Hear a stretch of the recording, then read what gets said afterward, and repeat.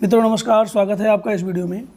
पर परागण जिसे आप क्रॉस पॉलिनेशन या एलोगैमी कहते हैं, एंड कंट्रीवेंसेस माने इसमें जो युक्तियाँ होती हैं, कौन कौन सी युक्तियाँ? बहुत सारी युक्तियाँ हैं, जैसे डाइकोगैमी, हर्कोगैमी या यूनिसेक्सुअलिटी आप कह सकते हैं, सेल्फ स्टेरिलिटी कह सकते हैं, हेटेरोमॉर्फिज्म, सेल्फ पॉइजनिंग। तो ये बहुत सारी चीज़ें हैं और ये देखने में मित्रों थोड़ा सा इजी होती है, लेकिन जब कंपटीशन में या आपके क्लास में क्वेश्चंस आते हैं तो आप उसे ईजिली कर नहीं सकते।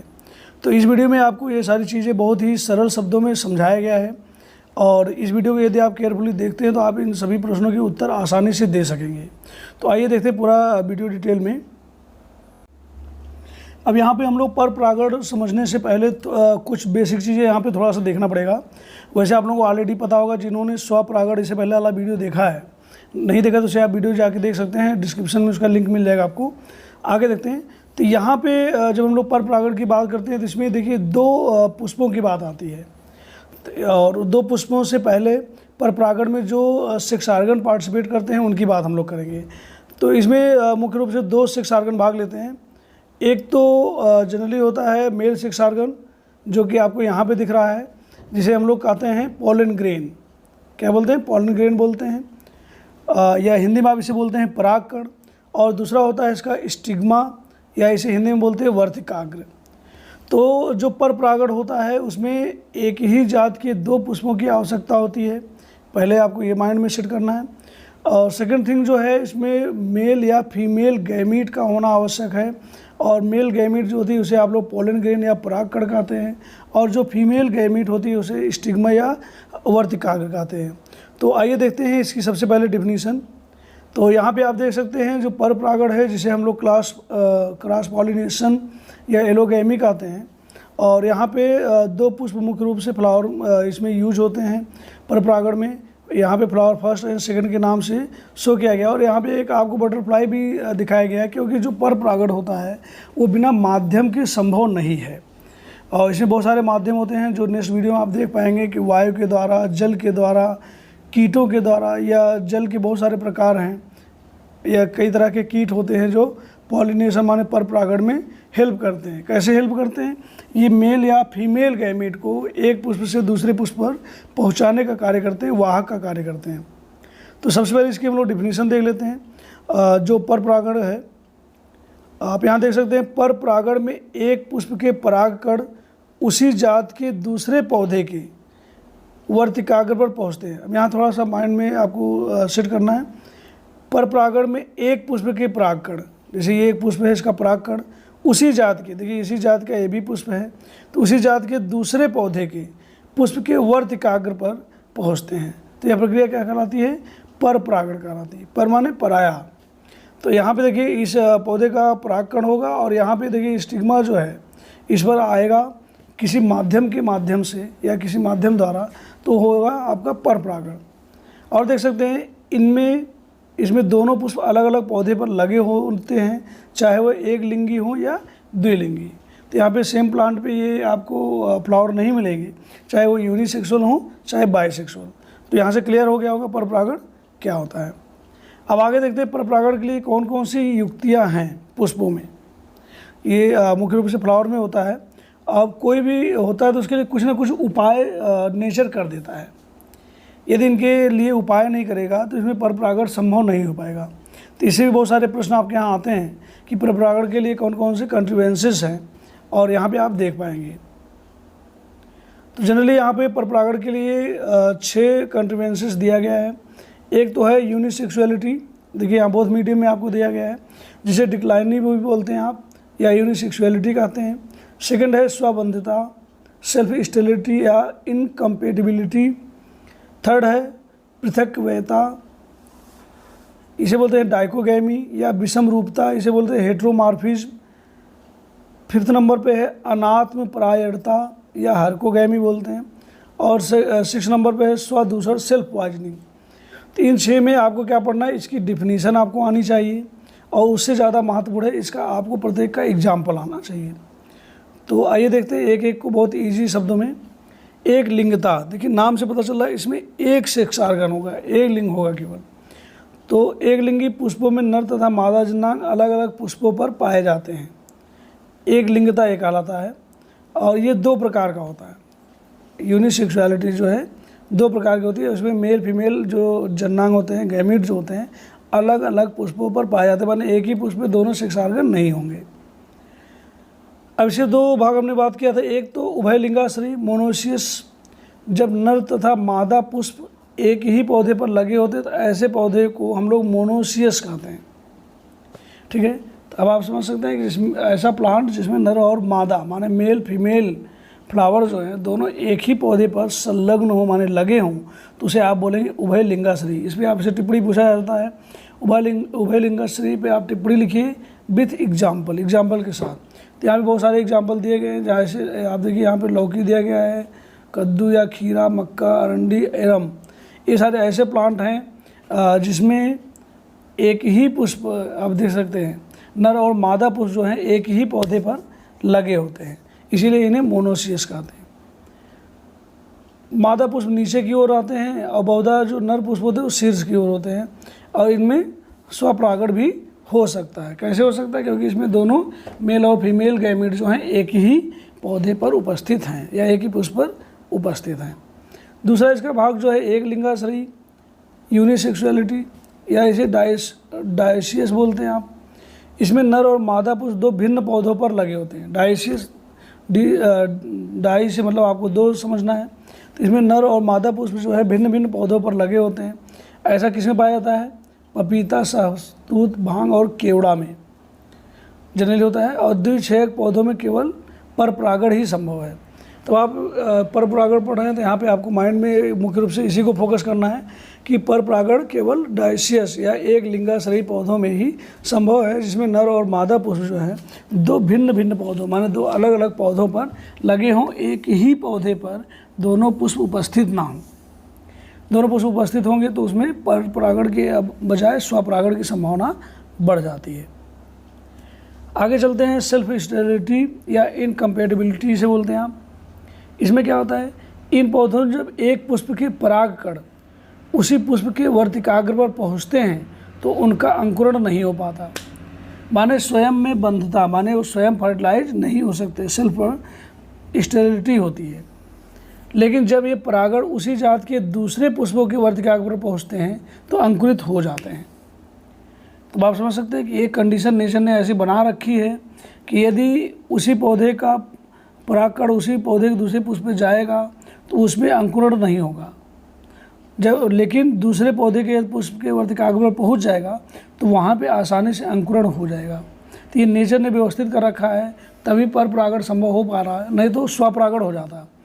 ऐसा देखिए आप झुमकलता जिसे पैसिफ्लोरा बोलते हैं, पोटैटो, टोबैको या माल्या बोलते हैं या मालवा बोलते हैं, आदि पौधों में सेल्फ स्टेरिलिटी की क्वालिटी होती है और जिसकी वजह से इसमें परपरागण संभव हो पाता है। बहुत सारी युक्तियाँ, जब नेचर कोई चीज़ बनाता है तो उसके लिए बहुत सारी टेक्निक दे देता है, तो ये टेक्निक है इसमें।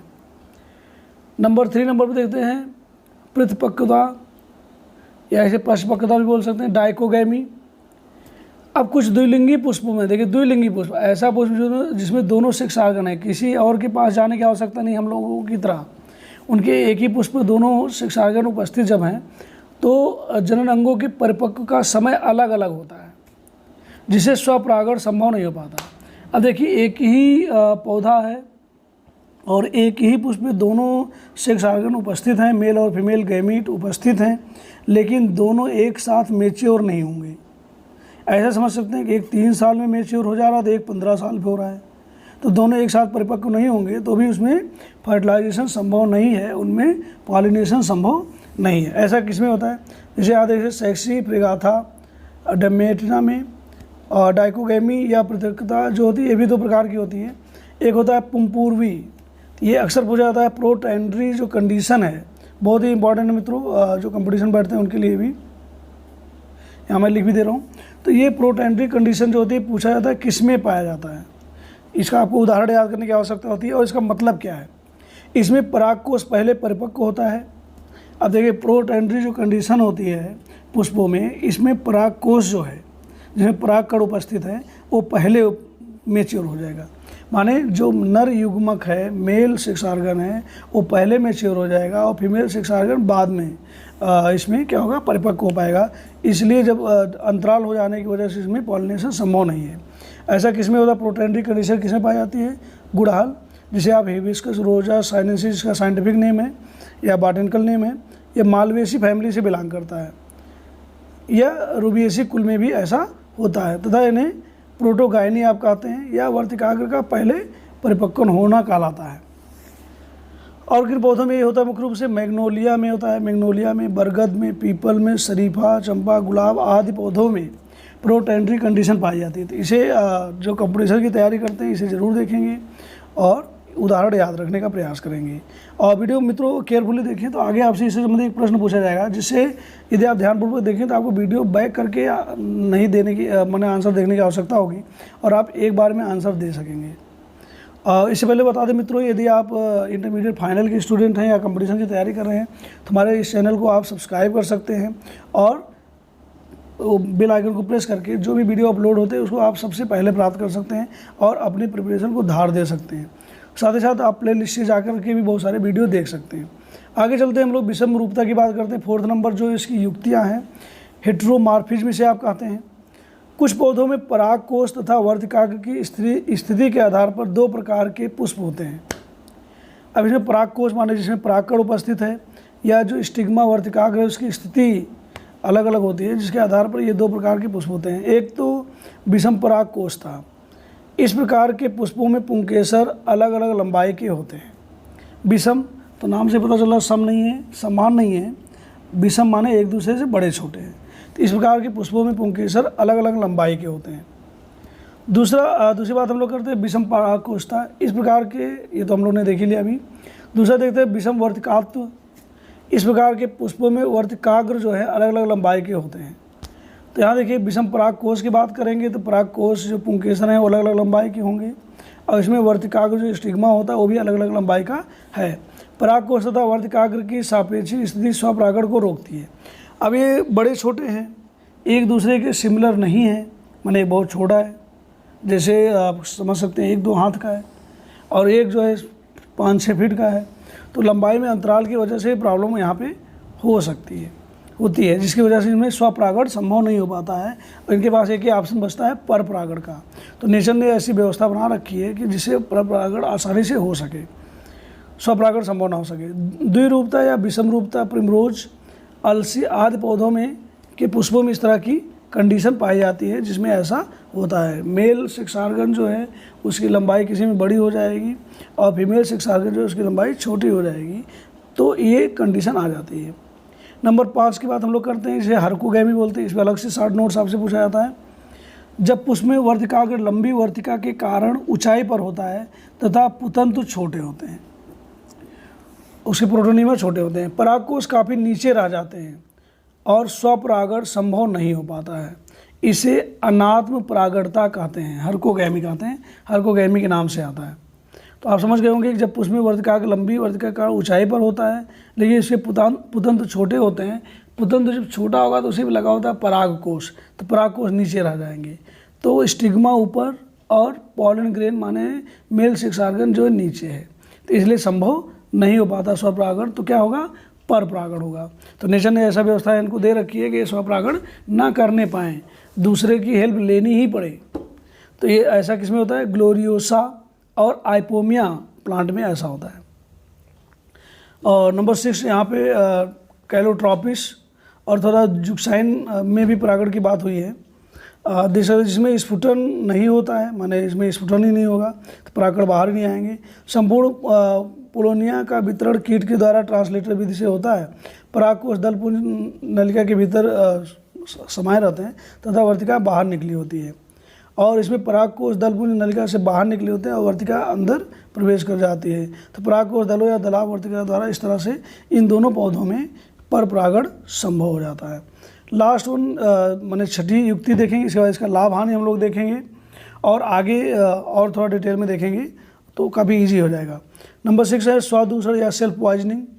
कभी कभी कुछ पौधों में किसी पुष्प के परागकण उसी पुष्प के वर्तिकाग्र पर चले जाते हैं तथा विष का कार्य करने लगते हैं, जिसके कारण वह पुष्प तुरंत सूख जाता है और यह प्रक्रिया स्वदूषण कहलाती है। ऐसा किस पौधे में होता है? आर्किड्स में होता है। तो कभी कभी क्या होता है, कुछ पौधों में किसी पुष्प के परागकण उसी पुष्प के वर्तिकाग्र पर चले जाते हैं। माने कोई पुष्प परागकण है और उसका उसी वर्तिकाग्र पर पहुँच जाएगा और वो विष का पॉइजन का कार्य करता है। तो ऐसी कंडीशन क्या होता है, पुष्प जो पॉइजन उस पर पॉइजन कार्य करेगा तो पुष्प सूख जाएगा और यही प्रक्रिया स्वदूषण, माने अपने आप को ये पॉइजनस बना ले रहा है, विषैला बना ले रहा है, तो ये सेल्फ पॉइजनिंग कहलाएगा और ऐसा आर्किड में होता है। अब जब कोई भी चीज़ होता है तो उसके लाभ और हानि होते हैं। अब आपसे पर परागण टिप्पणी पूछी जाएगी, डिटेल लॉन्ग क्वेश्चन में आता है तो आपको पूरी बात बतानी पड़ेगी। तो यहाँ शॉर्टकट में हम लोग देख लेते हैं पर परागण के क्या लाभ हैं। पर परागण से अच्छी स्वस्थ संतति की प्राप्ति होती है, क्योंकि इसमें दो मेल और फीमेल दो अलग अलग पौधों के लक्षण इसमें मिक्स होते हैं। तो दोनों के लक्षण जब मिक्स होंगे एक में तो दोनों की क्वालिटी एक में आ जाएगी, तो अच्छे इसमें संतति की प्राप्ति होगी। इसमें संकरोज होता है, माने हाइब्रिड विग्योर होता है। जीवन क्षम बीजों का उत्पादन होता है। नई किस्मों या प्रजातियों का उत्पादन होता है। हानिकारक गुणों को पृथक किया जाता है इसमें। आप यहाँ से स्क्रीनशॉट भी लेके इसको लिख सकते हैं। इसमें रोग प्रतिरोधक पादपों की उत्पत्ति हो सकती है। सवन्य पौधों में बीज का उत्पादन हो सकता है। संतति में जीवन संघर्ष की अधिक क्षमता होती है। अधिक क्षमता क्यों होगी? क्योंकि उनमें रोगों से लड़ने की क्षमता होगी और इसलिए जीवन में आसानी से संघर्ष करके ग्रो कर सकते हैं। जल्दी उनकी मृत्यु नहीं होगी, जल्दी ये पौधे सूखेंगे नहीं। अब पर परागण है तो कोई हानि भी होगी। पर परागण बहुत मात्रा में बनते हैं। पर परागण में परागकण जो होते हैं बहुत अधिक मात्रा में बनते हैं और जो व्यर्थ हो जाते हैं। माने बहुत सभी परागकण जो होते हैं वो पॉलिनेशन में, माने क्रॉस पॉलिनेशन पार्टिसिपेट नहीं करते हैं, बहुत सारे नष्ट हो जाते हैं। एक तो ये नुकसान है। दूसरा, हानिकारक प्रभावी गुणों का संतति में प्रकट होने की संभावना रहती है। हानिकारक जो प्रभावी गुण होते हैं वो संतति में आ सकती है। पर परागित पौधे सदैव संकर होते हैं, माने ये हाइब्रिड होते हैं। पर परागण के लिए माध्यमों या कारकों की आवश्यकता होती है। तो आपको बताया कि पर परागण के लिए माध्यम की आवश्यकता होती है, बिना माध्यम के ये संभव नहीं है। तो ये भी एक हानि है। यदि मान लीजिए माध्यम नहीं मिल पाया तो पर परागण संभव नहीं हो पाएगा। मित्रों, थोड़ा सा भी वीडियो आपको ये पसंद आता है इसे लाइक ज़रूर करिएगा, और लाइक करने में आपको कुछ जाता नहीं, उससे हम लोग का मनोबल ऊँचा होता है और आपके लिए बहुत सारे वीडियो और केयरफुली बनाए जाएंगे। तो आगे देखते हैं पर परागण की कौन कौन सी विधियाँ हैं।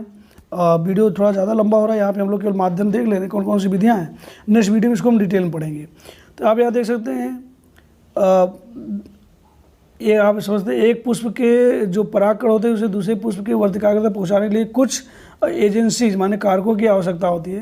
ये जो कारक हैं या जो साधन हैं ये मुख्य रूप से 3 यहाँ पे हैं, वायु, जल तथा जंतु। अब वायु के माध्यम से भी ये परागकण जो है वर्तिकाग्र पर पहुँच सकते हैं, जल के माध्यम से और जंतु के माध्यम से भी।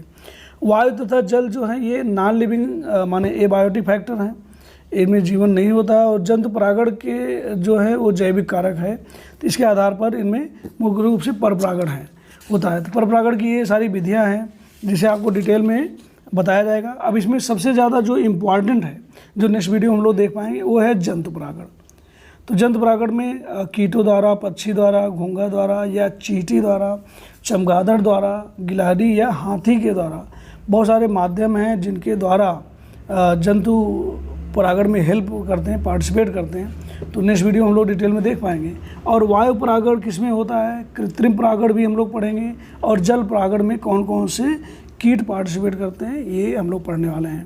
तो वीडियो को लास्ट तक देखने के लिए बहुत बहुत धन्यवाद मित्रों।